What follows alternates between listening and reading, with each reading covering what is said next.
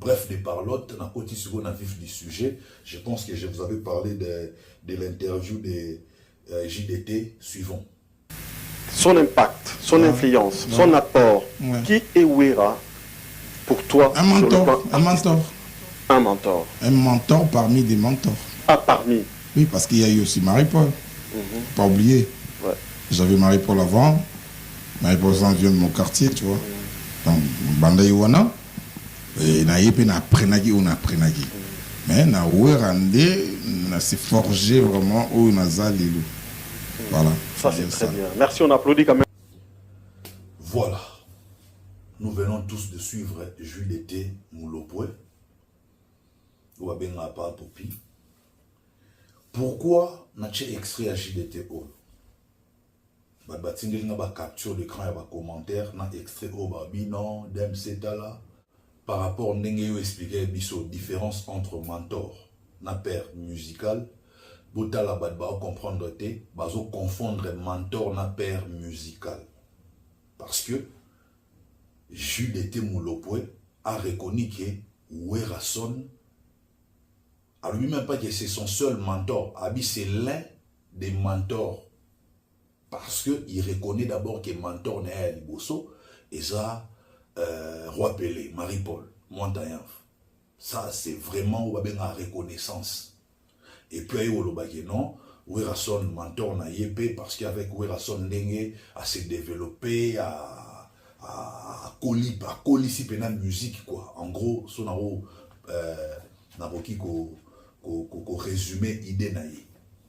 Mais, oyo, JDT à lobby, na offert ego la lobar. La différence est ça, différence exacte, mais puisque c'est faire ego là, toujours là ces problèmes, vous ne comprenez pas, chers amis, chers Gauloises, Gaulois gladiateurs. Jules était membre lobby, il y a mentor. Nasoro qui au côté en profondeur, il y a réponse oyo, faire ego la pesaki na émission à Bossolo la politique ou alors que non, ouais raison ça kulutu na ngai. Kulutu wana bamonera kombo kulutu mais soko koti na kati ya kulutu wana ezaki Ferrigo la reconnaît que Werason tapese espace moko professionnel à s'exprimer. Werason mutazala wana pona ko guider bapa nae na wenge 4x4 tout terrain et surtout wenge musica maison mère. Il a fait de lui le chef d'orchestre. On ne refuse pas. Si vous voulez que Ferrigo puisse se limiter à dire que non, Werason, c'est mon père dans la musique. Et ça, Ferrigo la mi kosi yemoko pe a kosi bateau ba Hollanda o ba yebi histoire o bebi makambo. Ya mou na bisino que Ferrigo la na JDT baza na même démarche. JDT lobby Werason aza mentor parmi ba mentor. A lobby te Werason aza mentor na ye moko non. Mentor parmi ba mentor. Mentor a liboso eza bongo Marie-Paul Yami Balé Werason. Ferrigo la peta maloba ke non ngana vieux to uta na wenge 4x4 tout terrain. C'est une manière pour Ferrigo là de ne pas nier source. Source, il y a un bandelia qu'on presté d'une manière professionnelle au sein d'un groupe professionnel. Source, il y a Ferrigo les a wenge 4x4 tout terrain à Bandapuna. C'est vrai, Werason l'a repéré, Werason a sala qui aya koyemba na miso abato sala test et puis tout wenge bandimaye voire même que papa wemba kuta lukaye na concert moboy. Ah, wenge bazu mwana moko azoyemba bien. Sango ya eyembeli ya Ferrigo la epanzanaka et comme na mato ya Ferrigo ya Werason a sali tout. Ferrigo la kota wenge 4x4 tout terrain. Tango Ferrigo la kota wenge 4x4 tout terrain. Eza orchestre ya Werate, eza orchestre na bango, ba Wera, ba Jibe, ba Ale Makaba, ba Dide Marcel. Mais orchestre, même maison mère, li solo na ngone bandeli, na ngone zaki orchestre ya Wera ye mote, même maison mère, ba tout la tolo. Faut boye bango. Maison mère ya Dide Marcel la Werason na Adolphe Dominguez. Werason tellement timba yo comprendre que non Dide Marcel na qui fondé na ye. Qui qui fondateur il y a un groupe et puis ça makambote. Qu'est-ce qu'il faut?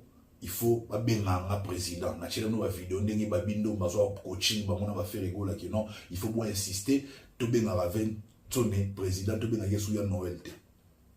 Pour na roboto la place wana na Adolphe Dominguez maloba na ngate maloba ya babindo. Donc pour dire que au juge d'état lobby qui Werason a un mentor naïe, fait rigola pas en quelque sorte à reconnaître que fait rigola un mentor naïe. Maintenant le père musical. Maintenant, la différence, c'est quoi? Quand on parle d'un mentor, na kaya fait rigola. On aura kaya fait rigola. Werason a repéré, Werason a pessier scène pour s'exprimer d'une manière professionnelle pour la première fois. C'était toujours na Wenge 4x4 tout terrain, ba concert et zaro tout mona, ba monyon so ba kolo mouvement ba yemba, ba obeta fait rigola za na obwaka. À part Kobwaka, bakenda na Abidjan kuna fait rigola yemba ne sugo go yemba po tutu kaluja zalara a Obwaka ekoko tapa zalara. Lokola na concert ya Pentagone na Mama Ngebi tutu kaluja zalara te fait rigola a komblaki vidwana. Mais tant que tutu kaluja zongi fait rigola zongi la nini fonctionnaire auto yebi ya liboso za ya koyemba. Donc pour dire que la réalité aujourd'hui est que Ferregola a comblé la vie d'animation pour Kalou Jazora suspension, mais Bazora est Wenge comme chanteur. Tant que ça la test na Wenge 4x4 tout terrain comme chanteur. Pour preuve, dans le concert à Abidjan, à Yemba à Boakate. Mais maintenant, dans la maison mère, Werason a propulsé ce qu'on a fait Ferregola dans la maison mère. Yamoto Bengue mentor, il a repéré Ferregola, il a propulsé, il a aidé à se développer. Ça fait des Werason non mentor ya Ferregola. Mais pourquoi Tozobo ya que Ferregola a mon Werason le père musical? Quand on parle d'un père musical, c'est-à-dire où s'inspirer na yé. N'a pas ça nous exemple. Bon l'accent est-ce que betel nini ya musique au moment que non Ferregola s'inspira na Werason. Bolu kelanga banzembo bele Ferregola beta. Bolu kelanga nzembo moko wela ça que non a s'inspira na Werason. Et puis Werason côté fort na au début ça côté fort ya ba générique. Bobi miselanga générique moko ya Ferregola o ya betango eza na image ya ba générique betama na maison mère. Ba générique Werason na beta. Ezate. Donc comment vous robez dans mon père musical pourtant cette personne ne s'inspire pas de Werason. Aujourd'hui, en réalité, Bobi Miselanga ba musicien, ba ancien nyonso ya maison mère. Oyo ba s'inspiraka na musique ya Vensone. Ba combien? Baza combien? Dites-moi.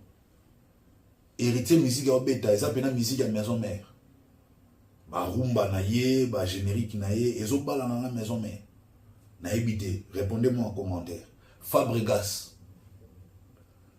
Miel de son, Déplique Pomba, Robinho, est-ce que la génération na Tangiwana, ce sont des gens qui s'inspirent na Werason na Yembel na Bango.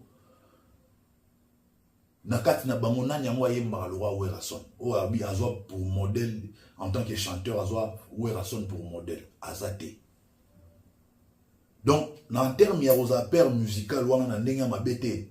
Bozo même débat moro très loin, sob intellectuel, bah comme au en tout cas, pour s'en sortir. Parce que la moni va commenter, mais non, mentor, il y a moins de la super musical. T'es mentor, et la super musical, t'es mentor, et l'euro super musical, pèse l'euro.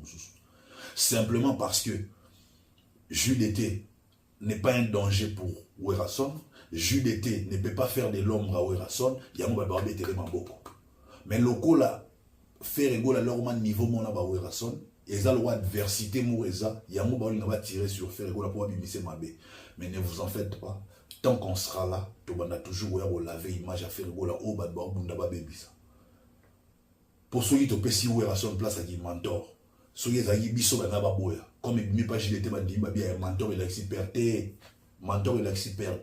olinga wa imposer bojoba na yo to epo che commentaire oli pona ngai Loko la Ferregola Yemba na Wenge 4x4 tout terrain, Dakota studio, Tatika Milembote et l'accès à mon Wera. donc bojo banayo olinge biso pe bato to mayele to ya ondima yango non non non non non to ondima yango tezate parce que Ferego la yemba na album tende bolo bagazala ki na kata wenge 4x4 tout terrain alors que ma preuve ça ba recruter na podium ya wenge 4x4 tout terrain ba benga dernier fils na podium ya wenge 4x4 tout terrain abouaka na sorti album présentation ya album premier concert yem tabouaka la tapé tenya Pentagone nenge mona ba musicien nyonso ya wenge 4x4 tout terrain ba memaye na Abidjan ba saleli passeport à quel rôle artiste musicien effectif ya wenge musique 4x4 tout terrain ayemba alongola ba vocal ya ba JB Mperana ba Blaise Boula mutabongo bolo balanga ke non azara na wenge te parce qu'on doit quoi tondi mama selon maison mais non non non non oui ba wenge men belé ba fan belé ya wenge on dirait na ndenge mabete on ba salela pena bongo to ba salela anchik te poso boza na bato ba mayele ba salela anchik bolo ba jamais que muloro la Ferego la aza mwana ya wera na musique jamais. Moi je me sers toujours de ces genres d'éléments pour naïa au continuer au baksa ba point important dans l'analyse ou même déjà dans sala na rubana rolembate faut toujours koyara rubandela pour batba yoka kongola zara tetu kongola yoka te. Je le répète aujourd'hui, je mets quiconque à défi alobananga qui mentor eza synonyme ya père na musique te. Il y a des nuances. Batamaïle va comprendre on a des nuances c'est ça. Père musical, il faut pas s'inspirer na yo, faut inspirer batou. Batbolu ka ba yemba le rôle yo, ba sala maramnyo sonde yo sala. Aujourd'hui quand vous regardez Ferré, est-ce que vraiment il fait des choses ndenge wera sala? Non. Donc on sous-entend qu'il ne sait pas inspirer de wera son. Azan inspiration tamukete wa s'inspirer na wera son rien. Donc, pour on comprend que Werason lui a servi de mentor, maison mère et servir des tremplins pour bima pena mokile découvrir. Ok? Donc, c'est ça la réalité. Pour ba congolais ou ba memamara pour na bango pour na confirmer que pour na bango ba confirmer que Ferego la mona ya wera ba confirmer à partir ayoka kolela ya bana. Waneza bato batanga tele ba raisonner bongo. Muto atanga kotika ba raisonner bongo te. Mon andi na monde de la musique bato maele to ala mukie et belende ala bato yo bachara bongo te bachara boanya te bachara esprit na ki yanke na qui courage moko boende baya na monde de la musique. Donc pour dire que muto loba mentor est égal na père musical, en tout cas c'est gazam azana connaissance mukie ou bien so dans la connaissance te mentor est l'homme sous père musical est l'homme sous surtout qui a mon ba nuance. Surtout qu'il y a un nuancé, tout le monde a une différence. Donc, aujourd'hui, Bisopé Toloba, on a mon loba, on m'a embauché d'état lobby dans Big non, Werason, Aza mentor et a fait rigola, mais Aza père musical n'a été. Et là, on faut pas bailler bayangwana. Mais simplement, soyez dans la même émission, il y a Samo, faire rigola, leur répondre que non, Werason, Aza mentor n'a pas eu, bayangwa c'est pela n'a moté.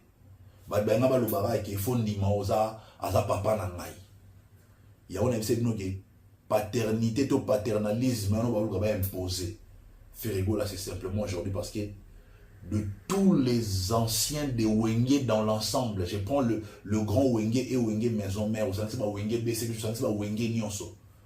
De tous ces gens au Babima na Wenge, Ferrego là est le seul, les lois au Vanda, na même table que Werason na JB et puis au Talaba on a mis sous boy. Attends, il y a un moment où on a fait une émission, on est clair.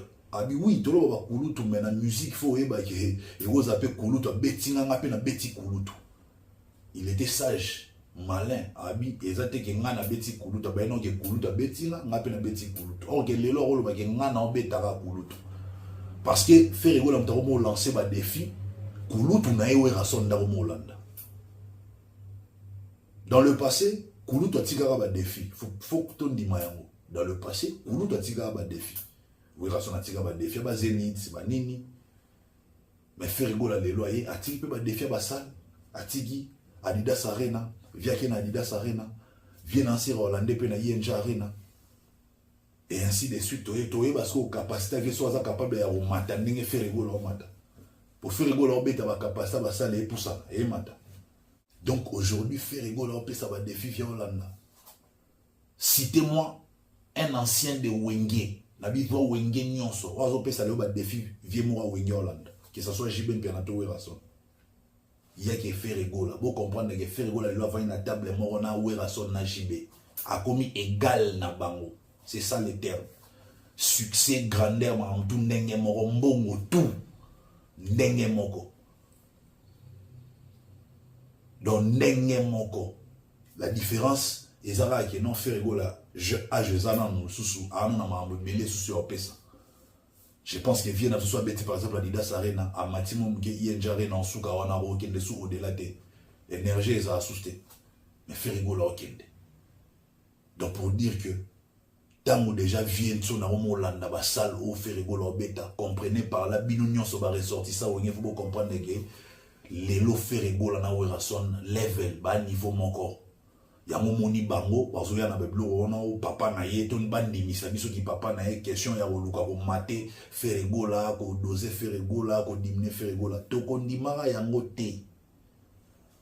Je parle pas na ouais je parle des fanatiques ba wengemen bandi misa ata bo bengi biso ba ingra bo bengi ba terminus bo benga succès à feregola ba wengemen tembo simba yango lukuta pour preuve feregola tama bandi ko sala carrière solo wenge de mute bundise avant orchestre belé en bundise c'est d'abord wenge mute bandor bundise nenge mo de maison mère bundisa héritier le héritier a du mal à décoller tinde ba kumisa o héritier dernier fils ya clan wenge o héritier de moi na boto si bo bazo flatter héritier pour héritier zo kokate sur les aïe héritier zo koka sur les aïe héritier za azata na niveau ya komata na la moitié ya succès à faire ba ngaba combattre héritier au monde tinde héritier zonga kenda fuka ma baby ya o mwana muke bébé avant na wana ya ba mo jongle talaka mwana na bino bolinga soit disant abeta concert na stade des martyrs ata soka salam piaka il fallait que papa na yake ende ko assister mwana na ye papa na yake ndata donc pour le bac il faut comprendre que l'attaque nyonso o feregola zwaka na mambo musique c'est simplement parce qu'il est grand à comment repaiser yango ba combattre ye ba linga perséter ba linga ba mater ba gérer de l'eau mo etika na ba fanatique ya wenge ezaka ba obligé ba gaulois ba gladiateur ba dimaki non feregola mona wera to ndimaka yango te pour eza réalité te eza pe vérité te. Werason a mentor, il y a Feregola point barre, mentor parce que a repéra Feregola a PC espace ayemba na devant public na concert tout ba répétition ya wenge 4x4 tout terrain et pourtant maison mère salami Feregola zalaki déjà on a des savoir faire il y a Feregola nous de salaki Feregola zo espace wana. Écoutez, ne confondez pas les choses. Parce qu'aujourd'hui, quand les gens parlent que non, Werason a pesa, Feregola Makambu, Feregola na Wenga Ebanarate, Lukutabo Papa Mba Ebarende. Pour Feregola Bandor ça a succès. Sangone Pantane qui Wenga va recruter jeune Mourazo Yemba, Laura Bakali, Tozo Yemba fort. Référence pour la émission Oyo Nani. Ex-mission Papa Mba Oto Sala Nani. Il y a une chaîne, il y a Melenga. Bogis Bompé ma voilà. Bogis Bompé, Bogi Otala Maloba Lobi. Que yé papa Mbabe était déjà l'isola faire kala. Donc il va savoir faire, il y a fait rigoler même de ça qui a pota. Wenge 4x4 tout terrain. Savoir faire un même de ça qui a explosé dans Wenge musique à maison mère. Et il faudrait savoir que Werason a tikala ko foula kaka faire rigoler. Werason a foula tous les musiciens ya maison mère au bazalaki n'époque. Ou bayara ne bandeli ya maison mère ou bebele ou Feregola recruta Werason a fula bango nyonso mais pour nani bango nyonso ba bima ba koma lona niveau ferité pour na lobaki ko fula et la liste que so fuli mutu nde mutu orenie le lore donc Werason a pesa espace na ba artiste et musicien et belé mais ça étoile la mutu eza détermination ya mutu savoir faire ya mutu nde mutu sala ke mutu abima donc ne venez pas nous coller cette image bolinga bo coller sur na makasto bando boya mokaka banda lelo ti lobby Werason aza papa ya Feregola te na musique parce que Feregola ne s'est jamais inspiré de Werason pour ça la musique jamais a s'inspirer na Werason dans zone tini timbre vocal et ça les lia rumba tout ça les lia générique rien de tout ça au monde ngo bilo wana misa na tangi au monde ngo jamais banze mbuto na ba générique au Ferrego la bimisa. Donc pour dire déjà que bolongola image wana que Werason a rosa papa ya Ferré. Non. Werason mentor ya Ferré, on accepte. Il a repéré Ferré, il a propulsé Ferré, il a aidé à ce que Ferrego là se développe dans la musique. Mais l'Europe photo bêta société na carnet bandelia carrière solo tilelo carrière solo ya Ferrego là. Werason a contribué à l'autre côté. Au contraire, ils ont des combats. Maison, mais les bundis sont des faire trop. Ceux qui ont combat, ils ont des bundis à faire et tout faire à faire et faire à quoi qui peut évoluer sous ce. La maison, mais il n'est tout à tout le nan. Maison, mais il n'est le bani. JDT qui vous parle de mentor. Oui, mentor, il a si la perte. Moutamael a confirmé jamais que mentor, il a si perte musical. Jamais. Bon, Lugarara. Bobi misa faire faux. Oh, JDT lobby mentor, on a un langage faire go la loba. Mais Bobo y a la langage on a fait la bondimi à JDT parce que JDT ne représente aucun danger pour vous. C'est ça en fait la réalité. Donc il faut tous avoir juste dans l'analyse na bisoto et ba mamto loba. Na dinega gana expliquer ba tout ça va comprendre pour moi c'est très très important. Pour ce numéro, je prends congé de vous chers amis. Je pense vous retrouver au prochain numéro. Prenez soin de vous car chaque jour est une vie. Je vous aime, je vous love. Gauloise, Gaulois, Gladiator. On est ensemble, c'est une famille. Que Dieu nous bénisse.